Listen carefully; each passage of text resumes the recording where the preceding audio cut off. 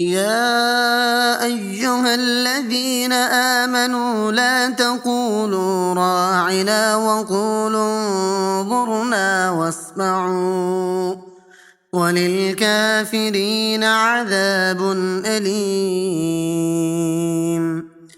ما يود الذين كفروا من أهل الكتاب ولا المشركين أن ينزل عليكم من خير من ربكم، والله يختص برحمته من يشاء، والله ذو الفضل العظيم.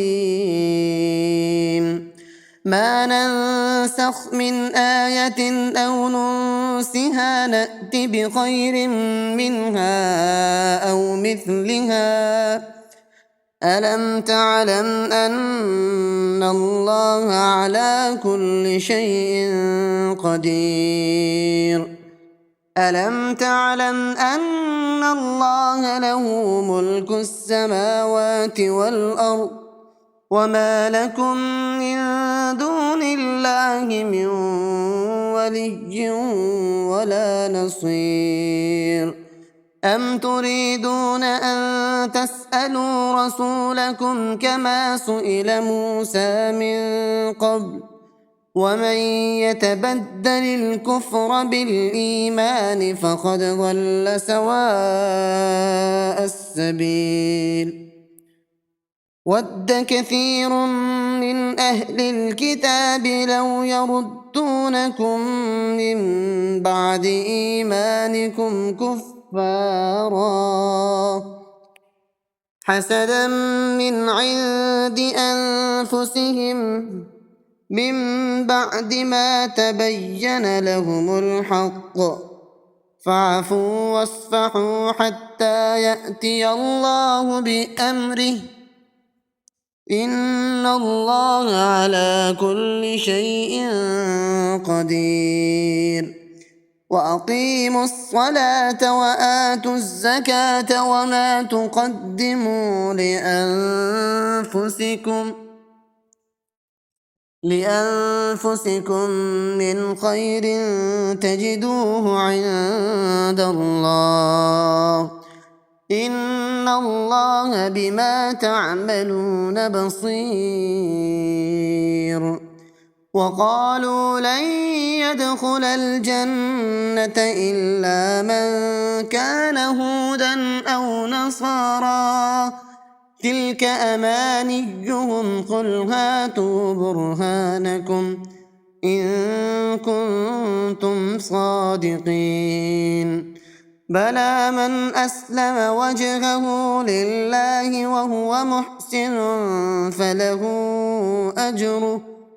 فله أجره عند ربه ولا خوف عليهم ولا هم يحزنون.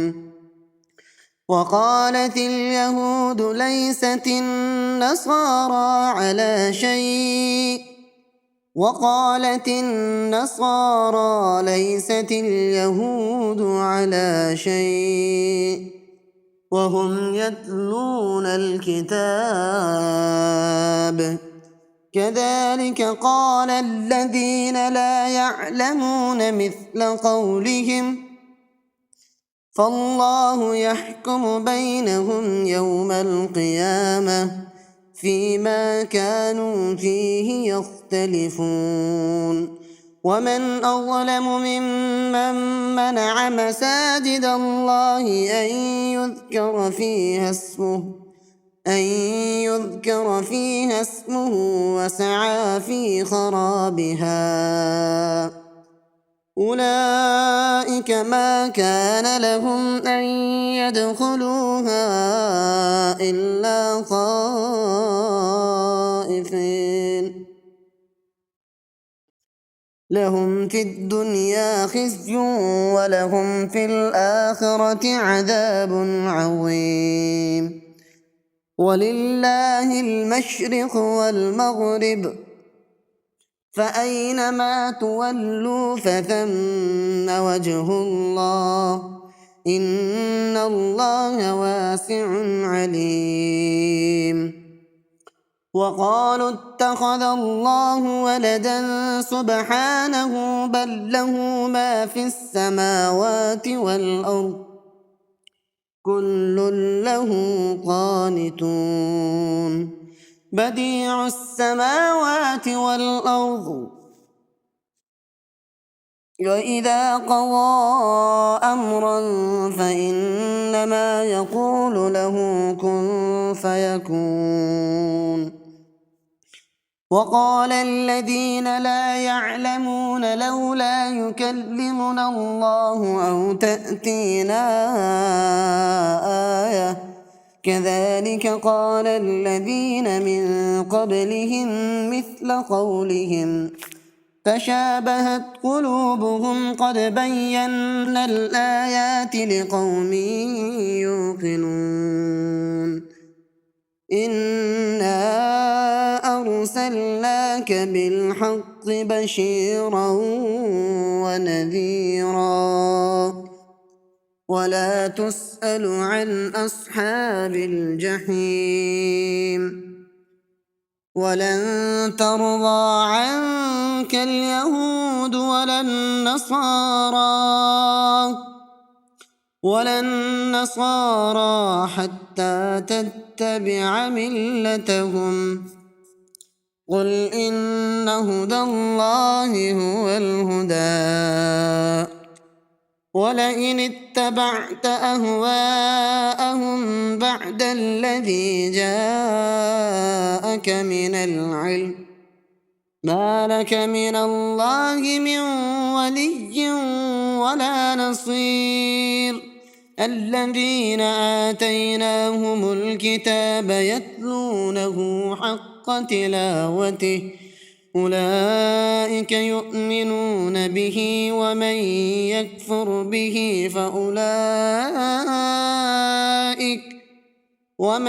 يكفر به فأولئك هم الخاسرون يا بني إسرائيل اذكروا نعمتي التي أنعمت عليكم وأني فضلتكم على العالمين واتقوا يوما لا تجزي نفس عن نفس